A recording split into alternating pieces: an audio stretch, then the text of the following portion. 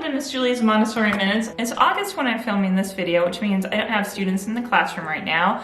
I'm going through my environment, tweaking things, organizing things, fixing things. And one of the items I've been refreshing is our time in basket. So I thought I'd invite you to come along with me and take a look at what I put in it for this coming school year. But before I do that, let me tell you what a time in basket is, just in case you don't know. The first time I heard of this concept of a time in basket is through the website Generation Mindful. And Generation Mindful is a great resource. They have some items for sale, but a lot of free to help your child develop emotionally, to help them learn to self-regulate. And one of the ideas this website advocates for is the concept of a time in versus a time out. And I'll let you visit that website to hear all about that firsthand. Now, toddlers really still do need an adult to help guide them through regulating a super mad feeling, a super sad feeling, distress, frustration, what have you.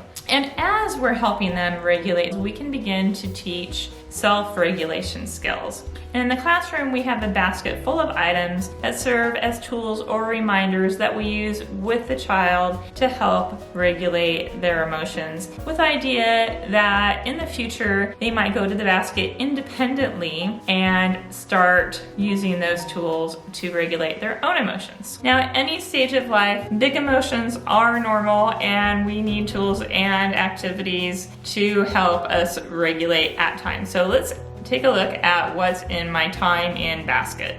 Okay, this first item is calming strategy cards. So these are visual reminders of calming strategies that the child knows or that we can teach the child. Some of them the child can do just with their own body, like count to 10, or stretch your body, or close your eyes. And this close your eyes one is something that toddlers especially do quite naturally. And this one took me a while to really learn. And early on in my career, I would encourage the child to open their eyes. But I find that toddlers, when their emotions are super charged and they feel out of control, they naturally close their eyes to connect with their inward self. And it's a very natural thing for them. So have big emotions that have overtaken their whole self, let them close their eyes. That's actually a good calming strategy for you and your child. Other strategies refer the child to somewhere else in the room, like doing a puzzle or reading a book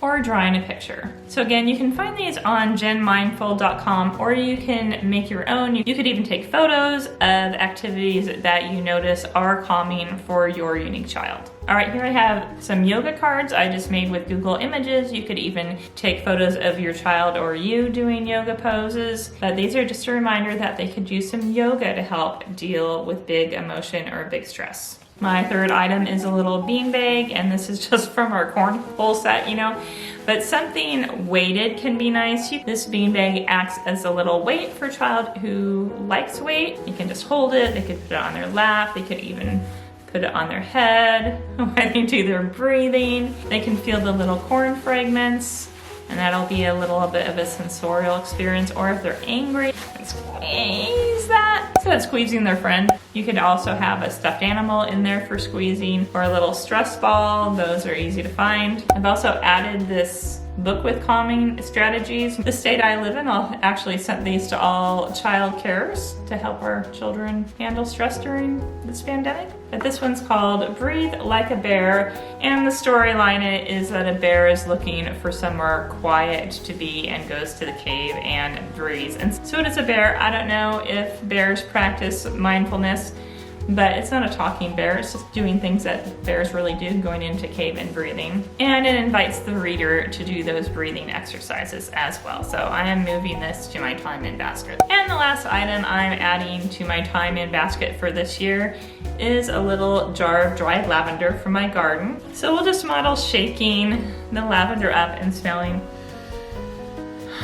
It smells really good, but shaking does help to release that scent. And you could also soak a cotton ball in some vanilla or some essential oils. Just consider your child's age and what would be safe for your child. Okay, so 5 items in the basket, and one of those items refers children to other areas of the classroom where activities await that they might find relaxing and calming. All right, let us know in the comments what items you would add to your child's time in basket, or a time in basket for yourself, because wouldn't it be great if when we were stressed out, we went to a basket like this with lots of healthy choices instead of yelling at our loved ones or eating peanut butter by the spoonful. And I hope you will join me every Monday in August of 2021 as I share strategies and tips for nurturing your child's